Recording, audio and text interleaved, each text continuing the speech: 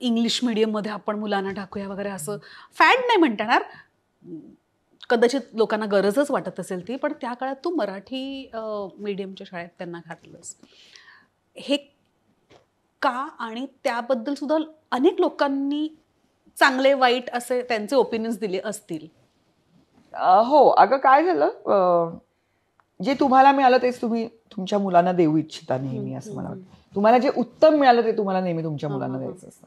आणि मला असं वाटतं की मी IAS ऑफिसरची एका मुलगी आहे, तर माझ्या वेळेला सुद्धा हाच प्रश्न असायचा. म्हणजे आम्ही जेव्हा शाळेत गेलो तेव्हा सुद्धा, कारण कुठल्याच ऑफिसरची मुलं मराठी शाळांमध्ये जायची नाहीत. सगळ्या मुलांची, सगळ्या अधिकाऱ्यांची मुलं सुद्धा शक्यतो इंग्रजी माध्यमात शिकायची.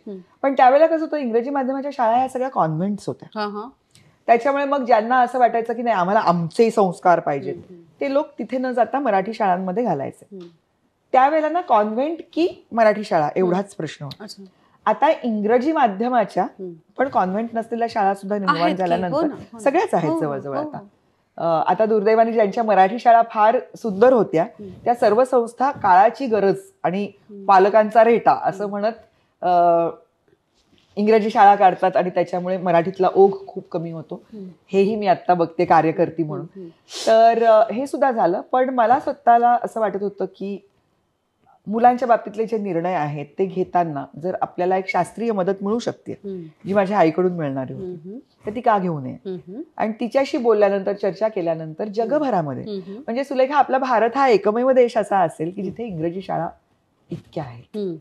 कुठल्याही बाहेरच्या देशांमध्ये, म्हणजे अगदी युरोपमध्ये सुद्धा जर तुम्ही गेलात तर तिकडे सतत भाषा ही इंग्रजी नाही वापरली जात. तू जर ऑस्ट्रियाला गेलात, तुम्ही फ्रान्सला गेलात, तुम्हाला जर फ्रेंच येत नसेल तर तुमचं अडतं. फक्त भारत हा देश असा आहे, तुम्हाला एकही भारतीय भाषा जरी आली नाही तरी तुमचं काही अडत नाही, कारण इथे सगळंच इंग्लिशमध्ये चाललेलं असतं. तर त्याच्यामुळे मातृभाषेत जी मुलं शिकतात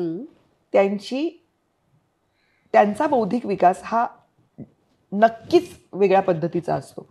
हे जगभरातल्या सर्व शिक्षण तज्ज्ञांनी, सर्व मानसशास्त्रज्ञांनी त्यांच्या संशोधनाअंती काढलेला हा निष्कर्ष.